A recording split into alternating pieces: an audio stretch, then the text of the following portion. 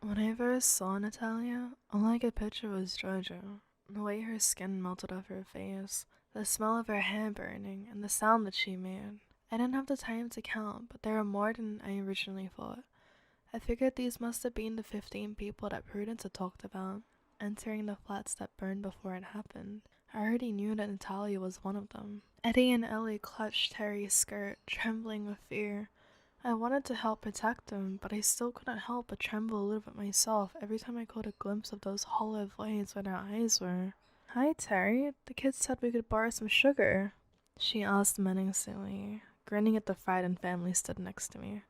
After a moment or two of intense silence, Natalia finally addressed me. She appeared to be the spokesman for the group. How's your friend doing? It was such a shame we had to end our visit. I was quite enjoying her company. Don't speak about her. She's got nothing to do with you, you sick bitch. I screamed at her. I couldn't bear looking at her face again. If you don't scare me with all your freak friends, I'm not going to let you hurt this lady or her kids. Natalia chuckled and I gulped. I may talk a good game, but I am no hero.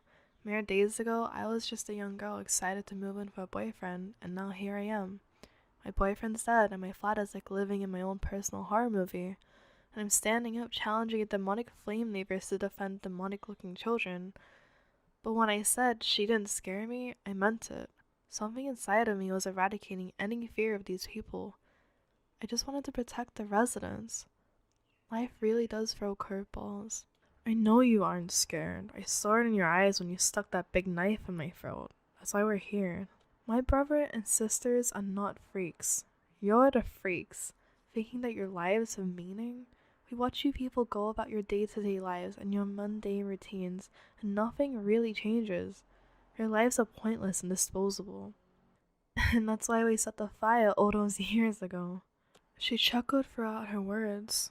There was an animation in them, like she was a psychotic cartoon character finally catching its prey after 138 episodes of catching. But those people weren't disposable, Terry mumbled, barely a decibel higher than a whisper. What was that, Terry? Did you have something to say? Natalia went from psychotic cartoon to school bully. She made my skin crawl. I was only a child, but those people were friends of my parents. They were good people, Terry said with slightly more confidence. None of the other people had moved. They just stood there staring. Why would you burn people alive? What can you possibly gain? I interjected, taking a slight step between Natalia, Terry, and the kids. I could see that she was getting ready to go for them, and I couldn't let that happen. We were living with the great leader Michael, all of us, living in this righteous manner that he had directed us to live. She gestured to the people around her. The name Michael appeared to inspire some sort of emotion in the group. Michael's brother Jonathan lived here. On the floor we burned. He let us hang out there sometimes, but he didn't live the righteous way that we did. He didn't like our beliefs. But when he took us in when we lost the place we were staying at because of the growth of our group, him and Michael rarely saw eye to eye. They argued passionately. Our group never believed in living within the constraints of societal norms, and we were up at all hours. We came and we went as we pleased, embracing freedoms and listened to music as we did introspective work. Terry shoved the kids further behind her and snapped, infuriated. You were a group of entitled, bratty hippies following some middle-aged, mentally ill twat. Listen to yourself. The stereotypical cultist drivel coming out of your mouth right now. Terry cried. I was shocked by her outburst. Although I couldn't have agreed more, it did sound like a cultist drivel. It made me so angry that this is what an entire floor of people died over. And as Terry ended her rant, the curtains hanging on the window behind her burst into flames. I jumped and I felt my heart skip a beat. Don't insult us. I'm sick of hearing simple-minded people call us a cult. The voice came from the back row. An average-looking man with dark hair and jeans had piped up, smiling and watching the curtains burn. He had done that. They were all capable of what Natalia had done, to Georgia at the very least. And for the first time since the people had entered Terry's flat, my nerves of steel had wavered. I realized that we were only alive because they were allowing it so far. We were in big trouble. Terry swiftly shut up, and Natalia continued her story. Michael was a true leader, not like all of the fakes you hear of in the news. The people you're talking about? Ugh. He was teaching us to build a world of peace and harmony. He taught us to embrace the bad in us, to harness it so that we could do extraordinary things. She smiled wickedly as her hands glowed hot coals as she spoke. It may have sounded like cultish drivel, but Michael being a total faker wouldn't explain their powers. Things went wrong when someone went to the police after Michael and Jonathan had a terrible argument one night. When the police arrived, Jonathan told us to go. The group had been planning to leave this building anyways. We'd had nothing but interruption and trouble in our time here. This place is weird, but we had nowhere immediate to go. The police already disliked us after overcrowding the lost property. We didn't need any more attention. Michael was furious. We brainstormed in a field for hours who could have done it. I personally suspected the next door neighbor Mavis. That woman was so nosy, always knocking and asking us to keep our noises down, interrupting our spiritual sessions. Michael couldn't make a certain judgment on the person who had done it. All we thought we were sure of was that they had to be on the same floor, so he instructed us to go back there that night and eradicate the entire floor and every non-believer who lived there. And as you know, we obliged. This incited sick laughter from the crowd. I waited, forcing myself to let her finish, buying time. We took pleasure in their screams and watching every man, woman, and child go up in flames through their front door windows. It was the first time we'd unleashed all that energy and we felt so powerful. But then, as we left the burning hallway behind us and entered the stairwell, this building found a way to fuck us over one more time. I couldn't give you a number on the amount of times we tried to run down those stairs, leave our glorious victory behind us, and return to Michael. It didn't matter how many times we tried. We couldn't make it past that floor. The stairs wouldn't let us. It didn't take long before the fire reached the stairwell and we were trapped in, burning us all, along with the non-believers. We died just in time for the fire engine to arrive. We may have been dead, but we didn't disappear. We couldn't leave the building. We were stuck just wandering it, in and out of the burned flats and hallways, but not allowed anywhere else unless we were asked.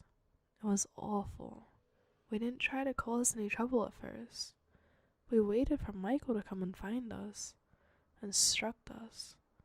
2 months passed and he hadn't come. Instead came confirmation. A newspaper put through the door of the building.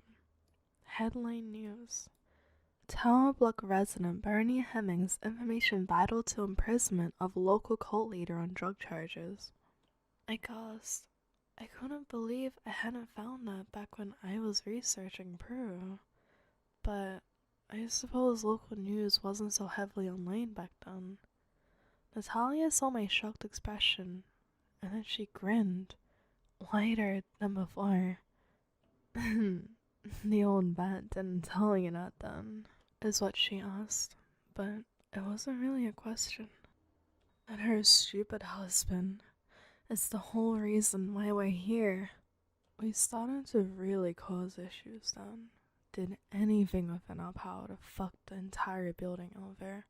But it didn't take them long to work out that we had to be asked to come in. We only stopped when Prue worked out a way we can die a second time, and that we would come back again. She killed 2 of our group. She was the only person that could stop us. We couldn't do shit with her around. We stopped and reached a stalemate. But then, she moved out. We were going to honor that stalemate until you stabbed me. Prue's gone. It's fair game in here now. As Natalia got angrier, a member of her group started getting agitated.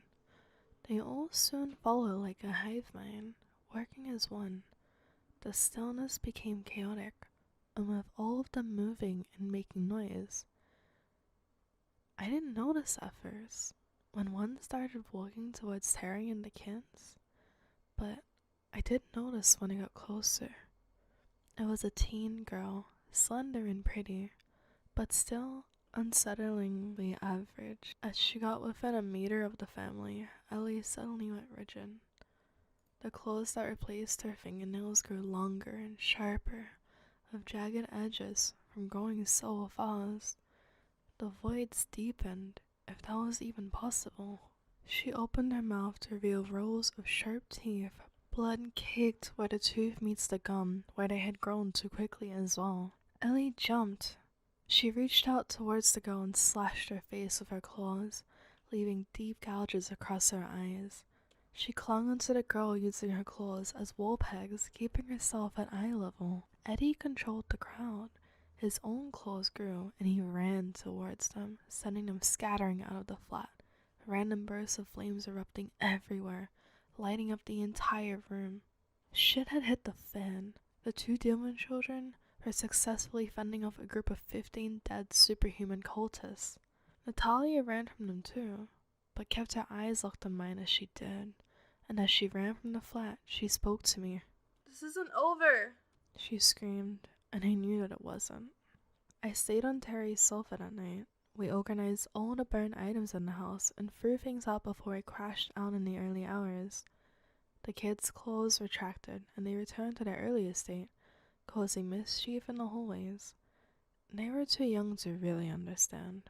I didn't sleep much. Nothing new. When I woke up, Terry was still asleep. I didn't want to disturb her, so I walked back to my flat, desperate to avoid anything strange my way. I guess the stairs must have noticed because they didn't skip on my way up. I hadn't checked the time when I left Terry's, but I reached my door at the same time as a familiar face. Postman Ian just standing there, dropping letters on my doorstep. "G'day, love," he shouted as he noticed me. "I need to talk. Can you come inside, please, for 5 minutes?" I practically begged him at the doorstep. I told him everything that had happened the night before, how Natalia was out for revenge, and I was the object of her rage. I begged him to tell me how to kill them, but he claimed he didn't know, and he said if I kept my doors locked and didn't let them in, I'd be fine. He looked annoyed as I mentioned killing them. Didn't even suggest asking how Prudence did it. Something was telling me that there wasn't much point. He just seemed so disingenuous. I wanted to trust him. So badly. I wanted to trust him. I had been so vulnerable with him over Jamie. But if Prudence Hemmings could forget to mention what Bernie had done, and conveniently never pass on the method to kill these awful people, and leaving them around to terrorize her friends and neighbors, then could she be a liar too? Could I really trust Ian? And when he provided no answers and no real help, something inside me told me that I needed to get him out of my flat. I needed to rethink, start working things out on my own. I made excuses to Ian and I sent him out on these rounds. Prudence left me these roles, but she left out so much. How do I know I wasn't always a pawn in some sick game? Her fantasy life as a puppet master, setting me up to fail? She's kept her granddaughter in a cage for years. Maybe she even enjoys the suffering. But I wasn't going to give up easily at all. There's no way I'd let Natalia win. I decided then and there that I needed to attend the committee meeting today and start building an army against Natalia. I don't need Prue's help or her methods. And you know what? With enough manpower, I could do it myself. This was war.